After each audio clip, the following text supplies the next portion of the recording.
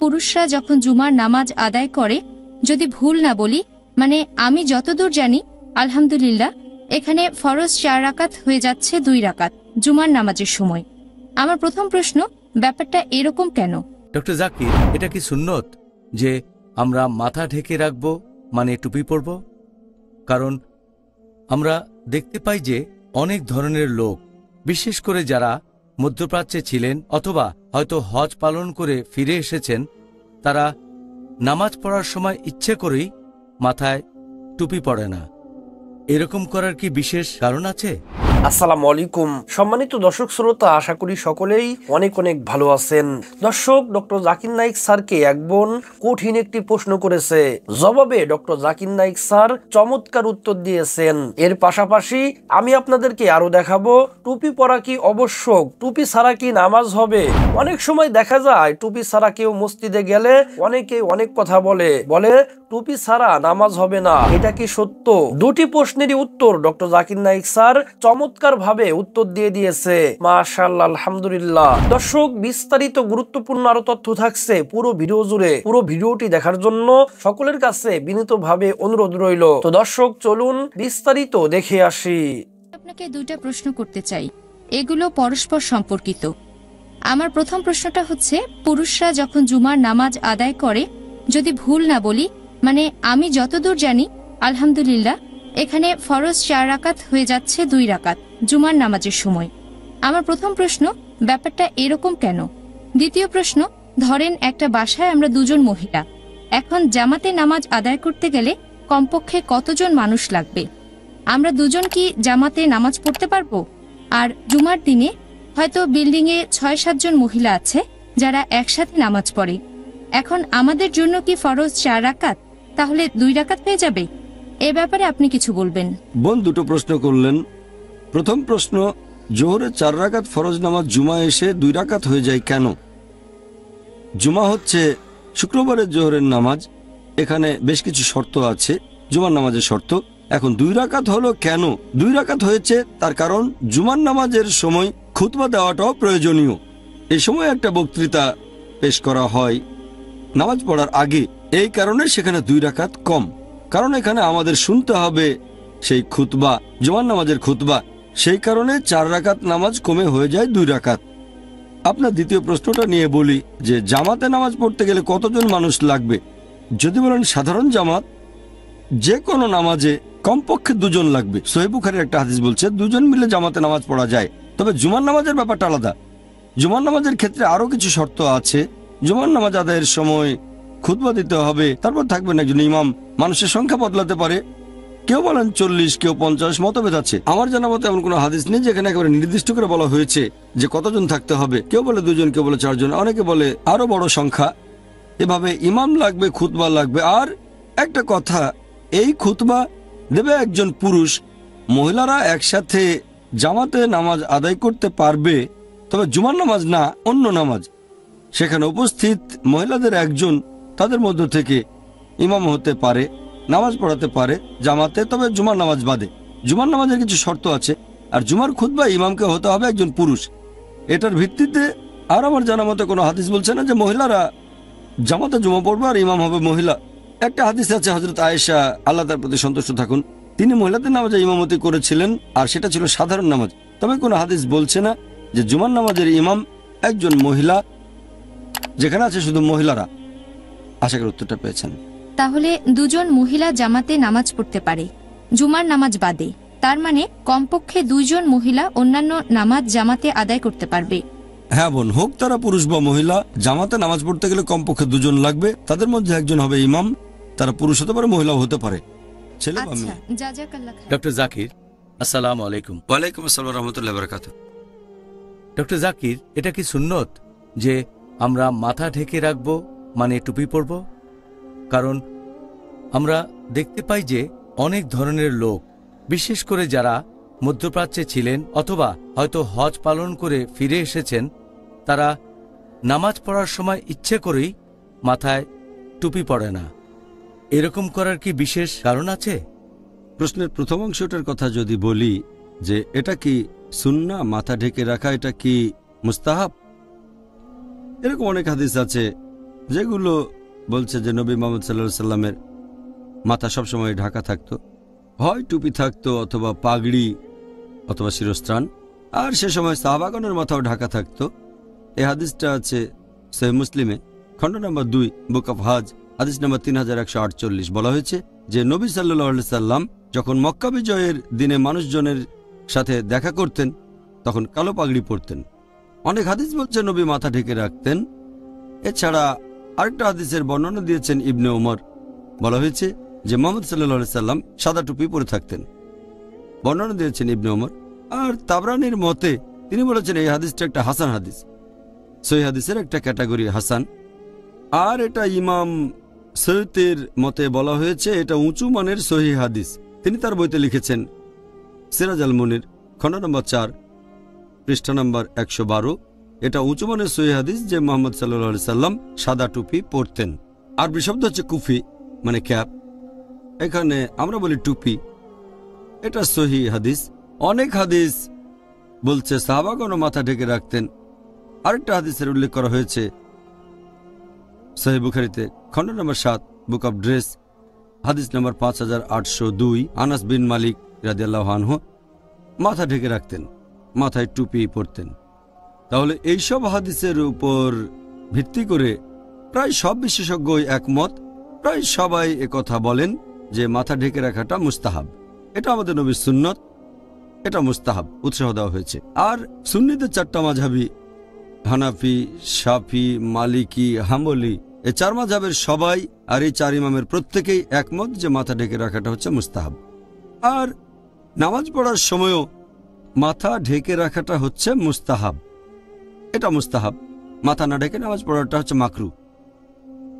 তারপর আপনি দেখবেন মধ্যপ্রাচ্য থেকে লোকজন যখন ফিরে আসে অথবা হজ করে ফিরে আসে, আমাদের দেশে ওইটা দেখা যায় যে আগেকার দিনে কয়েক বছর আগে, 10-15 বছর আগে যেসব লোক মসজিদে নামাজ পড়তো তাদের 99% অথবা তারও বেশি লোক যখন মসজিদে নামাজ পড়তে যেত মাথা ঢেকে রাখত, হয়তো 20 বছর আগে।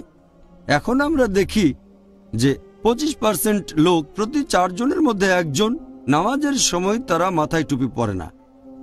এর কারণ হচ্ছে আগের দিনের লোক জানতো এটা মুস্তাহাব মাথা ঢেকে রাখা, তাই অন্য সময় মাথা না ঢাকলেও নামাজের সময় তারা তাদের মাথা ঢেকে রাখতো। আলহামদুলিল্লাহ, যদিও অন্য সময় তারা মাথা ঢেকে রাখতো না, তবে নামাজের সময় মাথা ঢাকতো। কাজটা তো ভালো।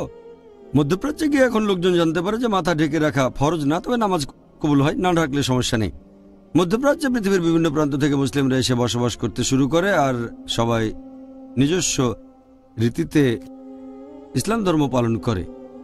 একটা হাদিস বলছে যে একজন সাহাবী দেখাতে চাইলেন এটা ফরজ না, সেজন্য তিনি 1 খণ্ড কাপড় তার কাঁধ থেকে নামিয়ে দিলেন হাঁটুর নিচে, এভাবে নামাজ পড়লেন, সেটা কবুল হলো। যদি প্রশ্ন করেন যে মাথায় টুপি পরা কি ফরজ অথবা নামাজের সময় টুপি পরা, এটা ফরজ না, তবে মুস্তাহাব। এখানে এই লোকগুলো বুঝতে পারছে না যে এটা মুস্তাহাব, তাহলে এটা করব না কেন? যখন মধ্যপ্রাচ্যে গিয়ে আবার দেশে ফিরে আসে তখন মানুষকে দেখানোর চেষ্টা করে যে তারা অনেক জানে, ইচ্ছে করে মাথায় টুপি পরে না। আর এখনকার দিনে আমরা দেখি 25% লোক হয়তো টুপি পরে না। আমার মতে এভাবে আমরা নবীর সুন্নাহ থেকে দূরে সরে যাচ্ছি। এই লোকগুলো বুঝতে পারে না, তারা যদি মধ্যপ্রাচ্যেই কোনো বিশেষজ্ঞের সাথে আলোচনা করত, এরাও তাহলে টুপি পরত। ওনারা সবাই তো মাথা ঢাকেন। এখন ব্যাপারটা হচ্ছে যে এরা কম জানে, আর এটা বিপজ্জনক। এটা ঠিক আছে, তার নামাজ কবুল হবে, তবে এটা মুস্তাহাব। আর এ ব্যাপারে নাসিরউদ্দিন আলবানী বলেছেন মাথা ঢেকে রাখাটা মুস্তাহাব, টুপি ছাড়া নামাজ পড়াটা মাকরু। তিনি বলেছেন যে হযরত ইবনে আব্বাস একটা হাদিসের বর্ণনা দিয়েছেন যে মুহাম্মদ সাল্লাল্লাহু আলাইহি সাল্লাম তিনি তার টুপি খুলে রাখলেন নিজের সামনে যখন তিনি নামাজ পড়ছিলেন। এটা একটা জয়ীফ হাদিস, সহিহ হাদিস না। আর কিছু বিশেষজ্ঞ, বিশেষ করে মিশরের, তারা ফতোয়া দিয়েছেন যে ইহরামের সময় যখন হজ পালন করছেন অথবা উমরা, তখন মাথা ঢাকে না, নামাজও কবুল হয়, সেজন্য টুপি পরা নামাজের পূর্ব শর্ত না। যদি নবী সাল্লাল্লাহু আলাইহি সাল্লামের হাদিসগুলো পড়েন, নবী কখনোই নামাজ পড়ার সময় মাথা খালি রাখতেন না, শুধু ইহরামের সময়টা বাদে। শুধু হজ আর উমরা করার সময় নবী মাথা ঢেকে রাখতেন না, অন্য সব সময় তিনি মাথা ঢেকে রাখতেন। হজ বা উমরা করতে গেলে ইহরামের সময় মাথা ঢাকার কোনো প্রয়োজন নেই, তার কারণ তখন মাথা ঢেকে রাখাটা হারাম। অনেক মুস্তাহাব কাজী ইহরামের সময় হারাম হয়ে যায়। এখন যদি বলেন যেহেতু হজের সময় মাথা ঢাকি না, তাই নামাজের সময় আমরা মাথা ঢাকবো না, এটা সম্পূর্ণ ভুল। অনেক কাজে মুস্তাহাব, যেমন হাতের নখ কাটা, এটা অন্য যে কোনো সময়ে মুস্তাহাব, কিন্তু এহরামের সময় এটা হারাম। একইভাবে মাথা ঢেকে রাখা মুস্তাহাব, কিন্তু এহরামের সময় এটা হারাম। তাহলে এ ধরনের যুক্তি পুরোপুরি ভুল। এহরামের সময় মাথা ঢেকে রাখবেন না, কারণ এটা ইহরামের নিয়মের বিরুদ্ধে যায়। অন্য সময়ে মাথা ঢেকে রাখবেন। আর অন্তত যারা নামাজের সময় মাথা ঢাকেন তারা কন্টিনিউ করে যান, এজন্য সওয়াব পাবেন। 4 জন ইমামের প্রত্যেকে এই কথা বলেছেন, এমনকি নাসিরুদ্দিন আলবানী, ইবনে তাইমিয়া, শেখ বিন বাজ, এরকম অনেক বিশেষজ্ঞ। আর ইমাম মালিক বলেছেন যে ইসলাম ধর্মের শুরু থেকে এখন পর্যন্ত সব সময় বিশেষজ্ঞগণ আর সাহাবীগণ আর সালেফুস সালেহিন মাথা ঢেকে রাখতেন। তারা পাগড়ি পরতেন, অনেকে পাগড়ি পরতেন, অনেকে টুপি পরতেন। আমিও বলবো মুসলিমদের মাথা ঢেকে রাখা উচিত। নবীর এই কাজটা করতে উৎসাহ দেওয়া হয়েছে। আপনি কি কোনো যুক্তি দেখাতে পারবেন যে এই কারণে আমরা মাথা ঢেকে রাখব আর মুখে দাড়ি রাখব? দাড়ি রাখা আর মাথা ঢেকে রাখার ব্যাপারে যদি বলেন, এটা আগেও বলেছি, দাড়ি রাখা হলো আমাদের নবীর নির্দেশ, তাই রাখতে হবে। মাথা ঢাকা নবীর সুন্নত, সেজন্য রাখে, এটাই হচ্ছে আসল কারণ। তবে মানুষ যদি এই কাজগুলোর লজিক্যাল কারণ জানতে চায়, তাহলে আমি বলবো লেবেল দিয়ে উদ্দেশ্য বোঝা গেলে সেটাই পড়েন। এই টপিকের উপর একটা লেকচার দিয়েছিলাম, প্রশ্ন উত্তর পর্ব ছিল প্রায় 3 ঘন্টা। এখানে অত সময় আমি নেব না, সংক্ষেপে কয়েকটা বিষয় নিয়ে বলবো।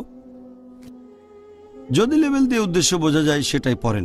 যদি যান কোনো কনফারেন্সে, সেখানে প্রত্যেকে একটা লেবেল লাগায়, নাম লেখা থাকে যে ডক্টর ওমক, এটা হলো ইনফরমাল পরিচিতি। যদি কোনো কনফারেন্সে যান যেটা শুধু বিশেষজ্ঞ ডাক্তারদের, যেখানে কেউ কার্ডিওলজিস্ট, কেউ নিউরোলজিস্ট আর কেউ নেফ্রোলজিস্ট, এভাবে ইনফরমাল পরিচয়টা হয়ে যাচ্ছে। একইভাবে মাথায় টুপি পরা, মাথা ঢেকে রাখা আর মুখে দাড়ি, এটা ইনফরমাল পরিচয় যে আপনি মুসলিম। আল্লাহ পবিত্রকরণে বলেছেন সূরা আনাম অধ্যায় নম্বর 6 আয়াত নম্বর 54, وَإِذَا جَاءَكَ الَّذِينَ يُؤْمِنُونَ بِآيَاتِنَا فَقُلْ سَلَامٌ عَلَيْكُمْ। যখন তাদের দেখবে যারা আমার আয়াতে ঈমান এনেছে, তখন বলো আসসালামু আলাইকুম, শান্তি বর্ষিত হোক। রাস্তায় বের হলে মুসলিমদের চিনবেন কিভাবে? বিশেষ করে ভারতে বা পশ্চিমা বা অন্যান্য দেশগুলোতে কে মুসলিম, এগুলো হচ্ছে মুসলিমদের চেনার কিছু উপায়। আমাদের কোনো দরকার নেই নতুন লেভেল। নবী যে লেভেল দিয়ে গেছেন সেগুলোই সেরা। মাথা ঢেকে রাখা, মুখে দাড়ি রাখা, আর এতে ফলও পাবেন। একটা উদাহরণ দিই যে একবার বোম্বেতে একটা ছোট ছেলে ফল বিক্রি করছে, তার নাম সুলতান। একজন বয়স্ক মুসলিম যে খুবই ধার্মিক, দিনে 5 ওয়াক্ত নামাজ পড়ে, তারপর জাকাত দেয়, রমজান মাসে রোজা রাখে, হজও পালন করেছে, সেই লোক ছেলেটার কাছে ফল কিনছে। তখন সে ছেলেটাকে বলল, সুলতান তুমি আমাকে সালাম দিলে না কেন? ছেলেটা বলল, আঙ্কেল আমি ভেবেছিলাম আপনি হিন্দু। চিন্তা করেন, একজন মুসলিম, সে ভেবেছে যে এই লোক মুশরিক। এর চেয়ে বড় অপমান আর কিছু হতে পারে না। ভদ্রলোক খুবই ধার্মিক, কিন্তু মুখে দাড়ি নেই, মাথায় টুপি নেই। কাকে দোষ দেবেন? দোষ দেবেন কি সেই বয়স্ক লোকটাকে না বাচ্চা ছেলেটাকে? লোকটাকে ভেবেছে মুশরিক, কাকে দোষ দেবেন? এখানে দোষটা হবে সে বয়স্ক লোকের, ছেলেটা তাকে চিনতে পারেনি। তাহলে লেবেল দিয়ে উদ্দেশ্য বোঝা গেলে সেটা পড়া উচিত। এরকম অনেক উদাহরণ দেওয়া যায়, যেমন ধরেন অনেক উপকার পাবেন আপনারা। ধরেন আপনি বাসে বা ট্রেনে করে কোথাও যাচ্ছেন, সেখানে হয়তো একজন মুসলিম বোন হিজাব পরে আছে। এখন অমুসলিম দেশে হয়তো সেই মহিলাকে উত্ত্যক্ত করা হতে পারে। ধরেন সেখানে 10 জন মুসলিম, কেউ কাউকে চেনে না, কিন্তু প্রত্যেকের মাথায় টুপি আর মুখে দাড়ি। বাসের ভেতরে তারা বসে আছে। অমুসলিমরা সেই মুসলিমাকে উত্ত্যক্ত করার আগে 10 বার চিন্তা করবে, ও মুসলিম মেয়েটাকে যদি উত্ত্যক্ত করি, এই 10 জন মুসলিম আমাকে তক্তা বানাবে। হয়তো সেই 10 জন মুসলিম খুবই দুর্বল, অনেক বয়স্ক, তারপরও সাবধান হয়ে যাবে। এই কারণেই লেভেল পড়াটা ভালো, কারণ এতে করে আপনার উদ্দেশ্য বোঝা যাবে। ধরেন একজন ডাক্তার, তার নামের আগে ডাক্তার শব্দটা বসায়, কারণ সে ডাক্তার হয়ে গর্বিত। তার গাড়িটার সামনে একটা ক্রস, রেড ক্রস, মানে সে একজন ডাক্তার। রাস্তাঘাটে চলতে গিয়ে কোনো রকম দুর্ঘটনায় পড়লে ক্রস দেয়া গাড়িটা থামাবে না। একইভাবে একজন মুসলিম হয়তো সমস্যায় পড়েছে, সাহায্য দরকার, তখন দেখলো যে একজন মুসলিম যার মাথায় টুপি মুখে দাড়ি, তার কাছে সাহায্য চাইবে, সে মুসলিমও সাহায্য করবে। আমার নানা দাদারা গল্প করতেন যে বোম্বেতে আগে যখন কেউ ট্যাক্সি ভাড়া করতে যেত, এমনকি অমুসলিমরাও দেখে শুনে এমন ট্যাক্সি ভাড়া করত যার ড্রাইভারের মুখে দাড়ি আর মাথায় টুপি আছে, কারণ তারা জানতো এই ড্রাইভার সৎ। তারা এমন দোকানে কেনাকাটা করত যার মালিকের মুখে দাড়ি আর মাথায় টুপি আছে। দুর্ভাগ্যজনকভাবে এখনকার দিনে এই লেভেলগুলো বদলে গেছে। মুসলিমরা এখন টুপি পরে শুধু ভাব দেখানোর জন্য যে দেখো আর দুর্ভাগ্যজনকভাবে মিডিয়াও প্রচার করে যার মুখে দাড়ি আর মাথায় টুপি আছে সে একজন সন্ত্রাসী।